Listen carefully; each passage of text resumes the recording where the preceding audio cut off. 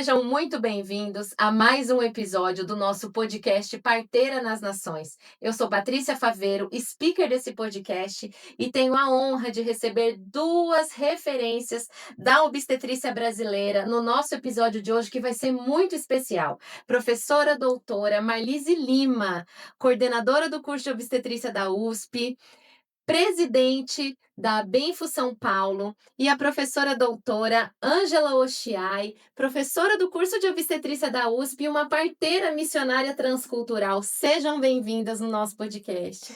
O prazer e a honra são nossos de estarmos aqui neste momento. Agradeço muito o convite feito para estarmos nesse podcast Parteira nas Nações. Obrigada e obrigada pela sua presença. Você é sempre muito especial, uma honra ter você aqui, né? E que bom que nós vamos começar essa conversa hoje, né? Que delícia! Hoje nós vamos começar uma conversa sobre um assunto urgente, né, meninas? Que é a reforma obstétrica no Brasil e como que as enfermeiras obstétricas podem mudar a realidade de tudo que a gente tem vivido nesse contexto brasileiro acerca desse nosso cenário obstétrico. Então, preparem-se, porque será um episódio impactante e fica até o final. Hoje nós vamos conversar sobre uma necessidade urgente, a reforma obstétrica no Brasil, que tem como atuação das enfermeiras obstetras e das obstetrizes, e são profissionais que podem mudar a realidade de tudo que a gente está vivendo. Vai ser um episódio muito especial para nós. Fica aí até o final, que nós temos muitas coisas especiais para compartilhar com vocês. A palavra fica com vocês. Eh, Querem se apresentar, falar alguma coisa para essa galera desse canal ou já podemos entrar aí na nossa Acho que temática pode de entrar. hoje? Pode entrar. Então, vamos começar falando sobre o cenário da assistência obstétrica no Brasil. Marlise, eu queria que você compartilhasse um pouco com a gente sobre os dados da mortalidade materna e neonatal e nos revelar como, de alguma forma, esse novo modelo que tem sido proposto de atenção ao parto no Brasil, ele pode corresponder nesse cenário especificamente. Então, Patrícia, infelizmente, a gente ainda tem um modelo de atenção ao parto muito focado mais numa questão de um profissional ou um modelo que a gente chama, né, biomédico, e não centrado na mulher e nas suas necessidades, né? E a gente observa que, apesar dos desafios e das muitas mudanças que vários governos têm tentado, a razão de mortalidade materna permanece a mesma ao longo dos últimas 3 décadas, a gente pode até dizer isso. Em 2000 foi lançado o desafio do milênio, né, que até 2015 a gente alcançasse uma razão de mortalidade materna em torno de 35. Na época estávamos com 62, 67 e não houve nenhum tipo de mudança. Chegamos a 2015 sem alcançar. Depois foi tentado os desafios, né, dos sustentáveis e, infelizmente, faltam 5 anos para alcançarmos 2030 e não iremos alcançar a razão de mortalidade materna proposta, que seriam de 30 para 100 mil nascidos vivos. Infelizmente, nós tivemos, é claro, também a questão da Covid no meio disso tudo, que representou um aumento expressivo de mortalidade materna, mas mesmo após 5 anos, os nossos índices não voltaram aos patamares anteriores. Então, nós continuamos em torno de 57, 60, né, por 100 mil nascidos vivos, né, essa é a nossa razão de mortalidade materna. E mesmo São Paulo, sendo o principal estado econômico do Brasil, ainda continuamos com a razão de mortalidade materna em torno de 40, 45. Então, esses dados ainda estão sendo consolidados, foi o último dado que foi lançado pelo Ministério da Saúde no último mês de maio, né, em comemoração até para falar um pouco sobre a mortalidade materna, né, que é o dia 28, é o dia de luta contra a mortalidade materna, mas nós observamos que estamos parados. E não dá para tentar resolver um problema antigo com as mesmas soluções que já se mostraram ineficazes. Então, por isso que nós falamos que precisamos de um modelo novo de assistência, Que tipo de modelo novo? Um modelo que já foi provado em várias partes do mundo, nos chamados, né, países desenvolvidos e alguns em desenvolvimento, que é um modelo centrado na mulher, onde a gente atende por nível de complexidade que ela se apresenta.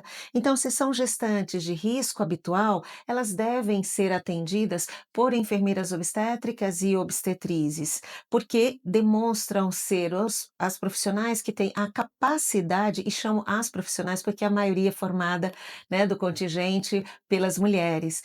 E elas têm a capacidade de quê? De dar um atendimento com menos intervenção, que tenha maior satisfação para a mulher relata maior satisfação, com desfechos exatamente iguais ou superiores àqueles médicos centrados no ambiente de alta complexidade ou extremamente intervencionista. Então nós precisamos de fato dessa mudança, né, e a Benfo está junto com várias outras entidades, apoiando esse manifesto pela reforma da obstetrícia já no Brasil. Já. Ângela, obrigada, Marlise. Ângela, me fala uma coisa, você está dentro da academia, certo? E o que que Uhum. você tem observado, dentro do ambiente acadêmico, na formação dessas profissionais, que hoje você é professora do único curso de obstetrícia do Uhum. país. O que Uhum. que você tem observado? Quais os desafios, quais as lacunas, do atual modelo de formação dessas profissionais? Sim. Eu creio que um dos grandes desafios para o nosso curso, né, realmente a gente forma com excelência, creio que nós temos boas professoras, baseadas nas melhores práticas obstétricas, nas evidências científicas, porém, quando a gente forma os nossos profissionais, eles não conseguem um campo de trabalho, né? Esse é um dos grandes desafios. Uau. Também eu creio que não é só, né, com as obstetrizes, mas também com as enfermeiras obstétricas Sim. recém-formadas, né, porque precisa de um tempo de experiência, maturidade profissional, né, um tempo de vivência com sala de parto, né. Então uma das coisas que a gente observa é isso. Hum. Uau! E falando da reforma obstétrica, né, falando como, a reforma obstétrica é algo urgente, né, que bom que existe esse movimento que está acontecendo. E falando disso na prática, Marlise, a gente está falando o que especificamente? Estrutura, cultura, legislação? Na verdade, é importante a gente dizer que esse movimento que está se desencadeando aqui no Brasil, porque a gente tem ainda essa razão de mortalidade materna muito alta, ela não vem do nada. A própria Organização Mundial de Saúde, né, no último maio, já lançou essa necessidade de termos Nossa, é bacana. mais de termos mais obstetrizes e enfermeiras obstetras ao longo em todo o mundo, né? Há uma falta de pelo menos em torno de 1 milhão de novas obstetrizes e enfermeiras obstétricas, para dar uma capacitação, de tanta gente é difícil, né. Então, assim, dizer que nós precisamos de primeiro de um movimento realmente governamental que apoie a formação dessas profissionais, né, porque formar um contingente desse nível no Brasil é difícil, né, sozinhos. Nós como cursos de obstetrícia, Sim, nós formamos em torno de 60, obstetrizes por ano, né. Nós temos os cursos de especialização em enfermagem obstétrica, nós temos as residências em enfermagem obstétrica, mas ainda não dão conta do desafio que a gente tem, então, enquanto Brasil. Então, nós precisamos de apoio governamental com relação à formação, não somente isso, a inserção no trabalho tem que ser garantido, né? Elas precisam atuar de forma autônoma, porque a nossa lei do exercício profissional, que já temos, nos dá essa possibilidade de atuação. Uma atuação de forma autônoma, uma atuação, que nós temos toda a condição profissional de exercermos a obstetrícia como ela deve ser exercida, dentro das boas práticas, dentro das melhores evidências internacionais. Então nós precisamos, na verdade, desse apoio governamental para estarmos nas instituições, primeiro para a formação adequada, depois estarmos nas instituições. Em termos de equipamento, na verdade, não é necessário muita coisa nem muito investimento. né. Na verdade, o que são necessários? São as pessoas que estejam adequadamente capacitadas para trabalhar. É óbvio que o que a gente sabe, quais são as maiores causas de morte materna ainda no Brasil hoje? São as causas relativas às questões de síndromes hipertensivas, síndromes hemorrágicas e infecção puerperal. E os passos para você debelar esses problemas são muito simples, principalmente quando a gente está falando de uma gestação de risco habitual, né? Mulheres que estão passando eventualmente pela sua primeira gestação. Se a gente manter os cuidados que devem ser instalados desde a gestação, acompanhando corretamente essa mulher, mantendo os níveis de hemácias, hematócrito adequados, ela vai ter um risco menor de hemorragia no pós-parto. Se nós mantermos o que é preconizado em termos de suplementação de cálcio, do AS naquelas que são indicadas, são passos simples que deveriam já ser feitos desde o início e acompanhar e manter a clínica, porque às vezes a gente acha que a quantidade de consultas no pré-natal é a resposta, mas o mais importante é a qualidade. Né? Quantas vezes a gente ouve de uma gestante dizer que ela passou, passou na sua consulta de pré-natal? Passei. Ouviram o seu bebê? Verificaram a altura uterina? Não. Não. Então, são as questões básicas que a gente tem que continuar. É o básico bem feito, O né? básico bem feito, o feijão com arroz, que faz toda a diferença. Se essa mulher tiver o suporte de uma gestação bem acompanhada, nutricionalmente bem acolhida e informada, ela vai chegar preparada para esse momento do parto, onde a gente vai ter uma fisiologia do parto respeitada, respeitando os momentos dela, do trabalho de parto, da sua fisiologia, e aí a gente vai ter um desfecho adequado. Né, e aí a gente vai ter a continuidade desse cuidado no puerpério. Então, é necessário ter, obviamente, os equipamentos mínimos necessários para que você dê um atendimento de emergência. As caixas de emergência são necessárias tanto na unidade básica de saúde quanto no hospital, mas isso não são remédios de alto custo. São medicações básicas que estão disponíveis em todo o território nacional, mas têm que ser utilizadas e utilizadas da forma correta, E né? eu E acho isso salva vidas. E eu acho, que a gente não pode, esquecer de falar sobre o protagonismo da enfermeira obstetra e da obstetriz, né. A gente olha, às vezes, para a estratégia de saúde da família e a gente vê enfermeiras generalistas que podem estar ali, mas quando a gente olha para a formação de uma obstetriz, né, de uma enfermeira obstetra, elas passam anos estudando sobre saúde da mulher, né, sobre o ciclo gravídico puerperal. Então a gente não pode deixar de falar da importância de protagonizar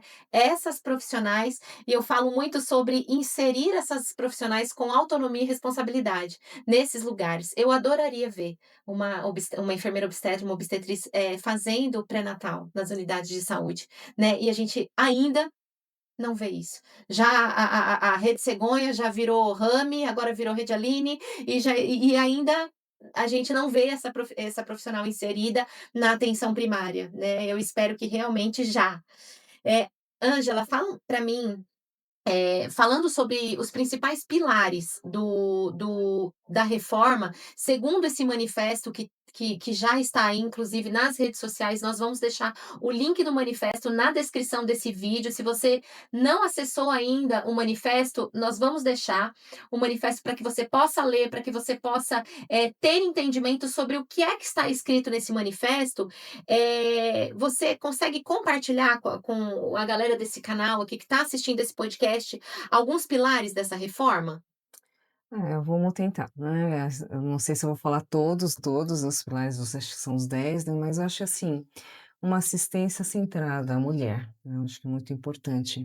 A questão do acolhimento, o que elas reclamam muito, né, o olho no olho, né, muitas vezes a gente ouve assim: "Ah, a pessoa nem olhou para minha cara", né.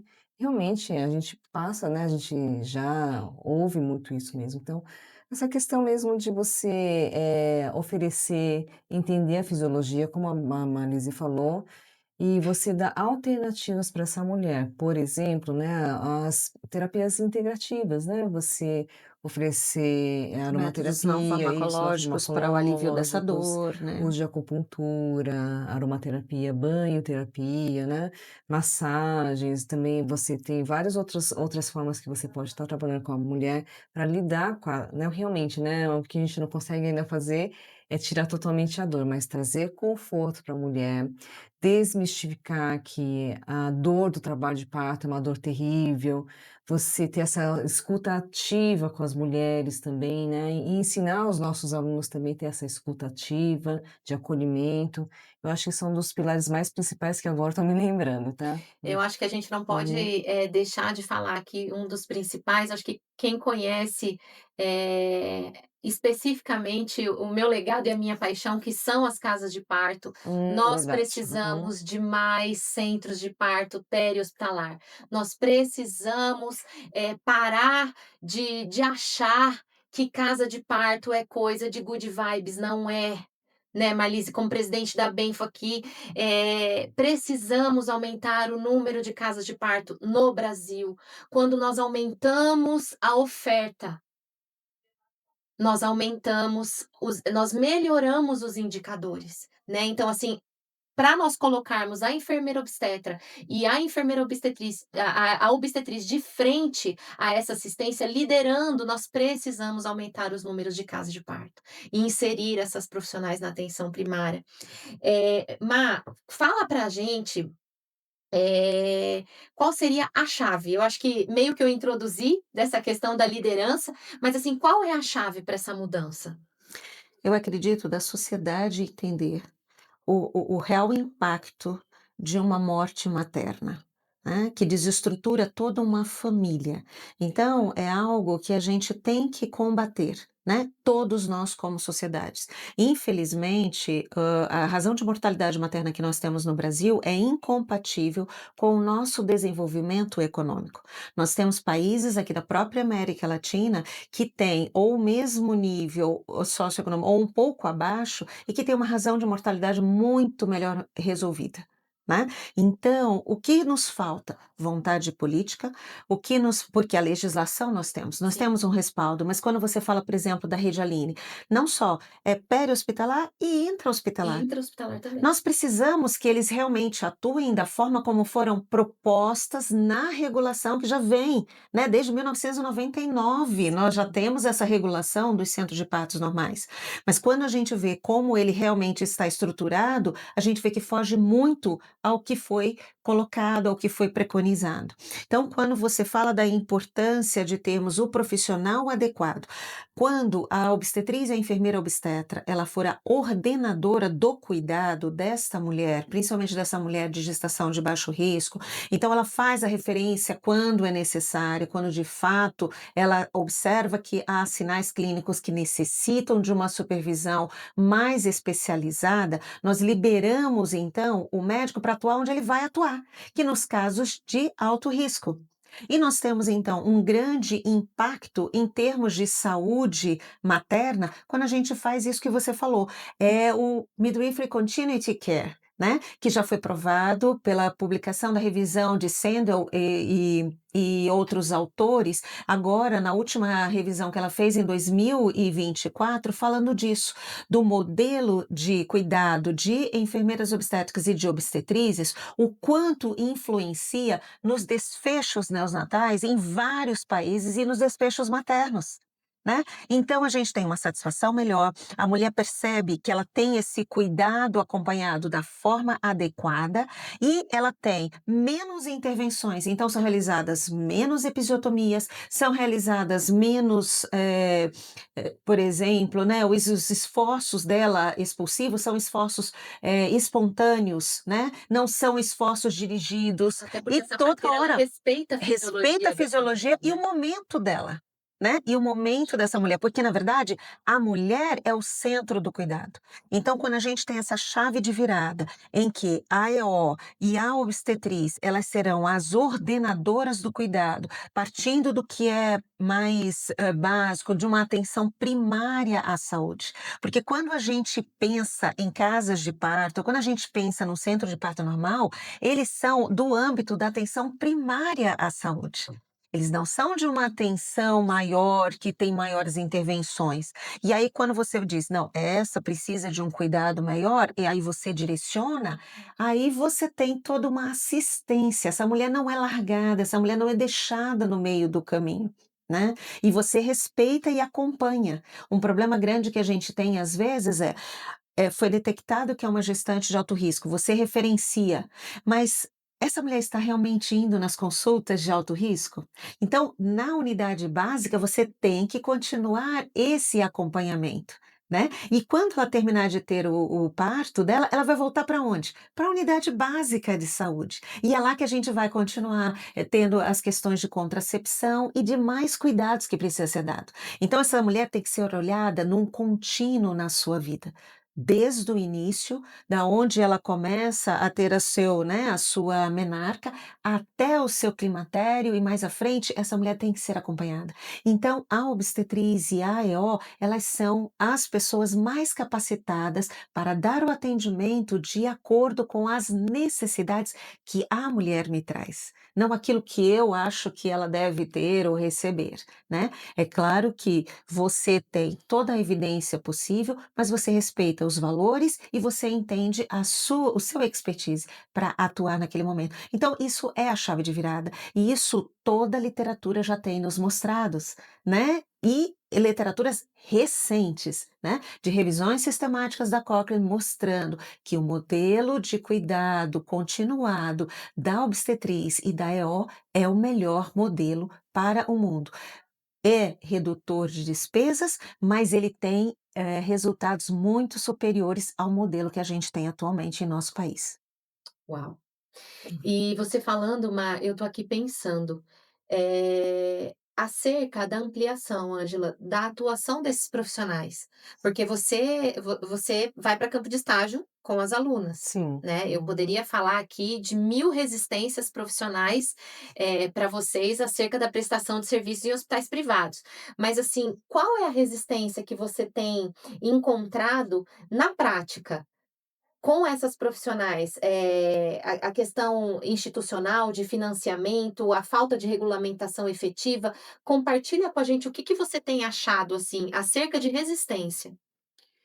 Primeira resistência que eu vejo, como eu falei no começo, é a contratação, né. E, por exemplo, até tem alguns lugares que começaram a contratar as obstetrizes, né, serviços públicos, mas de repente, por questões ainda que tem que ser trabalhado culturalmente, né, dentro da instituição, desse modelo que a gente está, no sistema, né,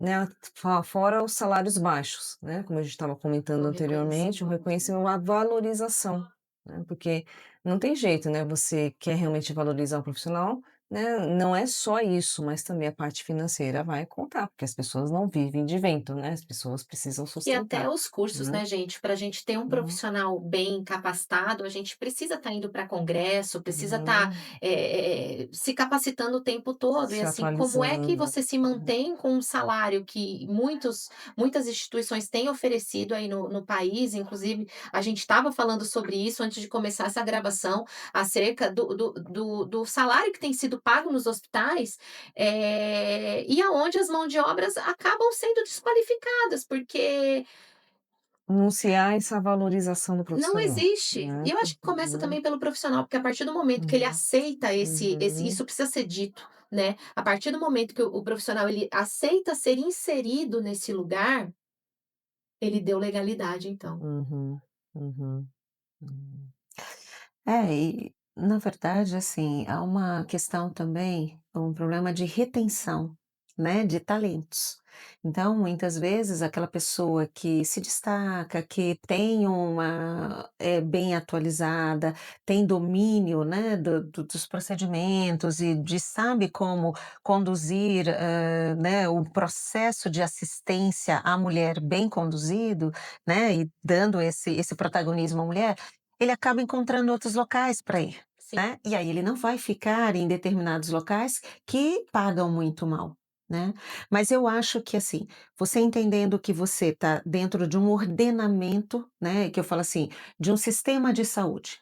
Então, quem precisa estar na ponta, quem precisa estar na base, quem precisa estar na unidade básica de saúde, quem precisa estar nas casas de parto, quem precisa estar no CPN, são as EOs e as obstetrizes. E como ordenação, então eu preciso ter um acesso a uma resposta, a uma referência num caso de emergência, então eu sei qual é o hospital que eu tenho a vaga zero, eu tenho essa referência bem organizada, isso dá facilidade de acesso para a mulher, ela não vai viver a peregrinação, ela não vai viver os desafios, né, das demoras para o atendimento que agravam a situação dela até chegar num local de secundário ou terciário de assistência.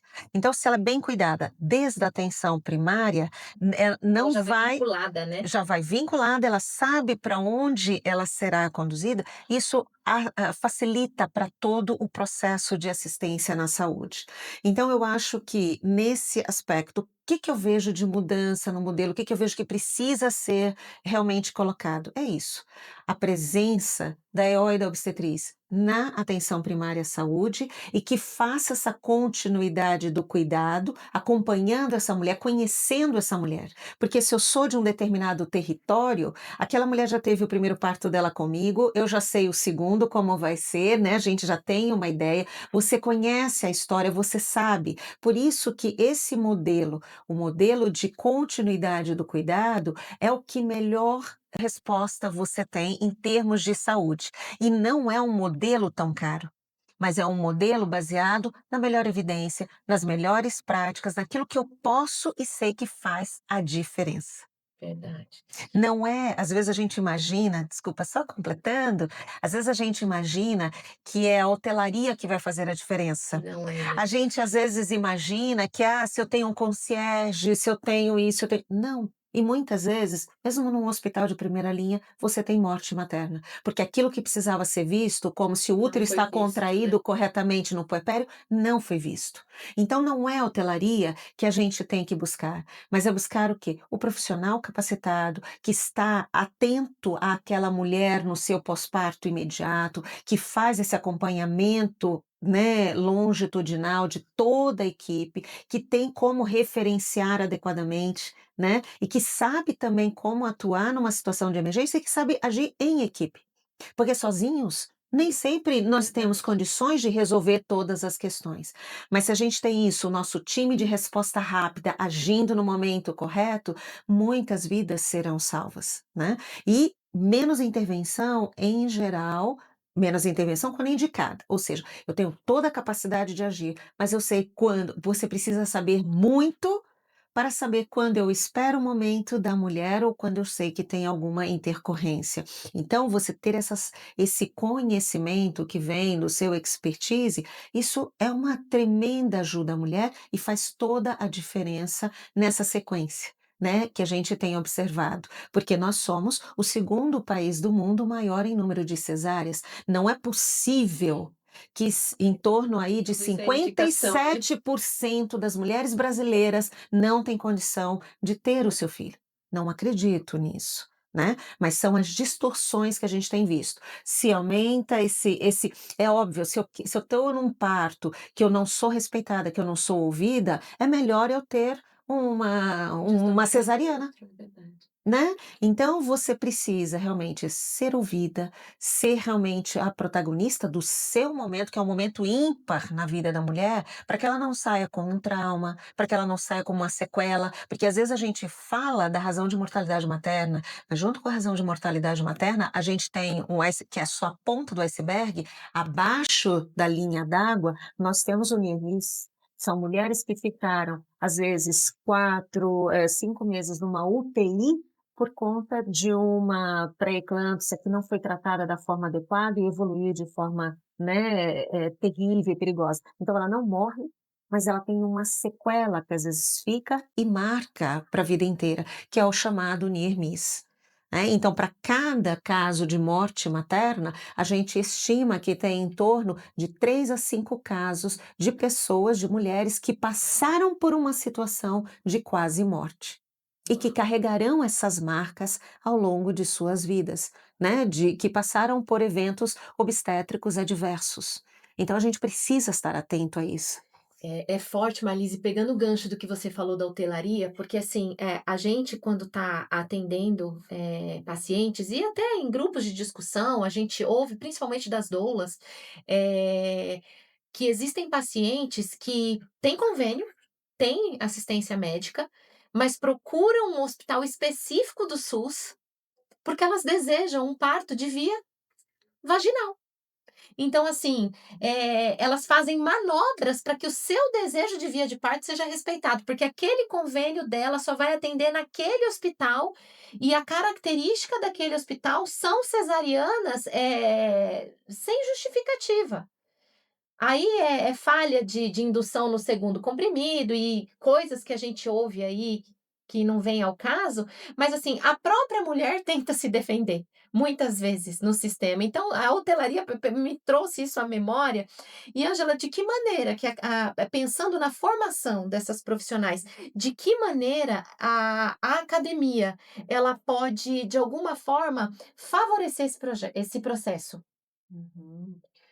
Eu acho que primeiro, formando, né, os nossos alunos com as baseados em evidências científicas atualizadas, de uma forma respeitosa às nossas mulheres, né, e também poder estar nessa parte mesmo, acho que eu já falei um pouquinho, né, dessa escuta ativa, de estar atenta às necessidades das mulheres, né. Então eu creio que esse atendimento, né, a gente diz humanizado, mas é mais respeitoso, né, como a Marlise já me ensinou, né, respeito, né, à humanidade, mas, nesse sentido mesmo de você, centrar, né, na mulher mesmo, nas necessidades das mulheres, né, sabendo, como a Marlise falou, distinguir bastante, né, o que que é, risco habitual e o alto risco, né. Eu sempre costumo falar para minhas alunas que um bom profissional é aquele que sabe respeitar a fisiologia do parto, mas que no momento que você detecta Uma uma urgência. urgência, você é rápida e você é eficiente, né. Então eu creio que a minha preocupação quando eu penso em formar minhas alunas, meus alunos, é que ele seja realmente um bom Eu gosto muito parteiro, de né. falar sobre, a clínica é soberana, né.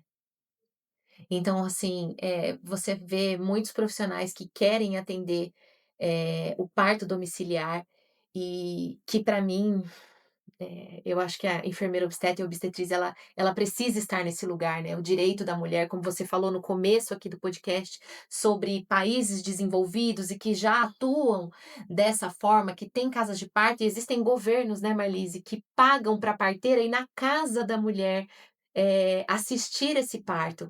Só que realmente, casas de parto escola seria muito bom, né? Para que nós pudéssemos então, de alguma forma, fazer um projeto de extensão, acho que isso, fica um sonho ou fica a dica para alguém que possa ver esse podcast, casas de parto escola, para que essas profissionais elas sejam lapidadas ali também com profissionais mais adiantados no processo, né, para que a gente possa multiplicar de alguma forma, essas parteiras e para que elas realmente sejam enviadas para as nações, porque gente, tem tanto lugar precisando de parteira, nós não podemos, deixar esse movimento, esfriar em momento nenhum. E já caminhando para o nosso fechamento, você quer falar alguma coisa, Mar? Sim, eu só gostaria de complementar com relação à formação que você estava falando, né. Então, nós temos uma estratégia muito forte de formar por competências, né. Então, a International Confederation of Midwives, né, que a gente chama por aí o ICM. ICM, ele tem um conjunto de competências que eles, capacitam, ao formando, ao final daquele processo de formação, atuar de forma competente. E o que que a gente fala, em termos de, né, de competência? São as habilidades que ele deve adquirir, né, ao longo de todo o curso e que tem um conjunto de quais são essas competências esperadas pelo formando. Então não é simplesmente, entrar numa sala de aula e falar: "Não, olha, vocês precisam aprender isso, aquilo, aquilo outro". Não, eu tenho um norte. Quais são as competências para assistir a mulher ao parto? Quais são as competências necessárias para eu assistir a mulher durante o período seu gestacional, no período de pré-concepção, o que, né, deve ser observado, o que deve ser realizado. Então, que desdobram-se em conhecimentos, habilidades e comportamentos. Né? Cada uma das competências ela tem esse know-how. E a gente sabe que mesmo quando você trabalha por competência, o aluno ele sai melhor preparado para enfrentar os desafios da vida, e nós, enquanto, enfermeiras obstetras e obstetrizes, somos de certa forma os, provedores de saúde de primeira linha. Então muitas vezes acontecem, os acidentes, acontecem os problemas as catástrofes que serão cada dia vez mais comuns, e a gente tem as mulheres tendo filho no meio dessa situação, estando com seus direitos reprodutivos impedidos de serem, realmente exercidos, né, porque estão no meio dessa situação. Então eu gostaria só de trazer aqui para você, algo que eu achei muito legal. Nós tivemos no início do ano passado, em 2024, as inundações que aconteceram no Rio Grande do Sul. E uma das cidades que foi tão afetada, ele tinha antes, cerca de 19 unidades básicas de saúde para dar assistência às mulheres. Dessas 19, inclusive o hospital da cidade foi completamente inundado e ficaram inutilizáveis para dar assistência ao povo, restaram somente 6. E aí, uma das nossas alunas, mobilizada por ser da região sul do país, mobilizada por essa situação, ela fez um chamamento criando o SOS Obstetrizes, e elas foram voluntariamente, ela conseguiu levantar medicamentos, ela conseguiu levantar as, obstetrizes que foram nos abrigos onde estavam essas gestantes, para fazer as consultas de pré-natal, para fazer o acompanhamento de questões de puerpério, e até alguns partos aconteceram diante dessa situação de tragédia. Então elas estavam ali no momento em que era necessário. Foram extremamente reconhecidas pelo município, né, em que elas atuaram, porque de fato fizeram a diferença. Então, nós podemos fazer a diferença. Nós somos agentes de transformação. Eu entendo que essa reforma obstétrica, ela vem para quebrar uma sequência de morte e near-miss que não se alteram ao longo das últimas décadas em nosso país. Nós temos competência, isso é bem descrito, trabalhamos em cima delas, nós temos as ferramentas para o fortalecimento da obstetrícia, mas o que falta? Ter o apoio da sociedade para que essa mudança aconteça. Precisamos trabalhar em equipe com os demais profissionais de saúde e precisamos ter a vontade política para que se faça de verdade uma mudança. Nós precisamos muito mais de enfermeiras obstetras e de obstetrizes para fazer a mudança da assistência que nós oferecemos às mulheres hoje em nosso país. Eu acredito que nós podemos fazer a diferença. Uau! É. Eu ia pedir para você deixar uma mensagem aqui, já estamos caminhando para o final, mas eu acho que mais motivacional e intencional do que você acabou de falar. Eu te agradeço, Marlise. Ângela, você quer deixar alguma mensagem, para os nossos ouvintes?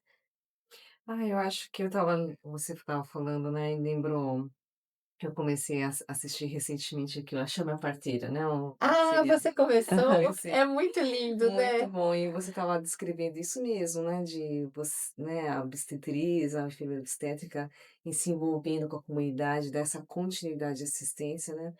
Aí me veio aquela palavra mesmo, Paty, né, acho que resgatar, né, a essência da É parteira, resgatar né, a é essência. isso, então é essa palavra que eu gostaria de deixar aqui registrado. Uau!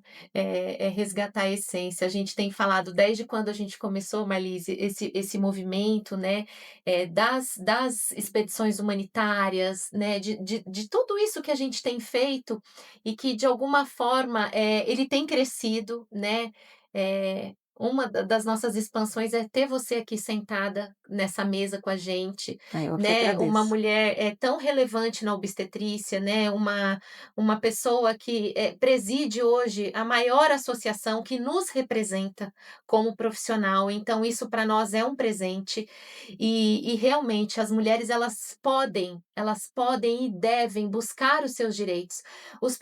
As profissionais, né, que a maior parte são mulheres, elas devem buscar os seus direitos de atuar, e eu acho que a reforma obstétrica ela vem para nos possibilitar, né, a resgatar a essência. Uhum.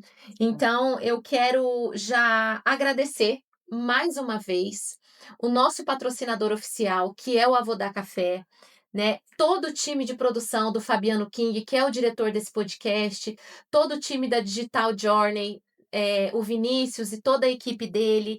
E se você acredita nessa causa, compartilha esse episódio, curte o nosso canal.